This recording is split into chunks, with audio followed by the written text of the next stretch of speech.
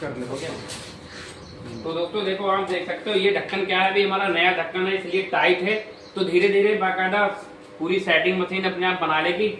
उसके बाद emergency button दबाएंगे। ये स्टार्ट वाला ऑटोमेटिक है, ये इमरजेंसी अगर कोई भी परेशानी मशीन में आती है, कोई दिक्कत होती तो इमरजेंसी को तुरंत स्टॉप कर दिया जाएगा। बाकी ऑटोमेटिक निशांत भाई स्टार्ट करिए। बस हो गया। हाँ हो गया, कर दो। स्टार्ट करो। तो हमारा ऑटोमेटिक स्टार्ट है। आगे आप देखिए किस तरीके से काम करता है।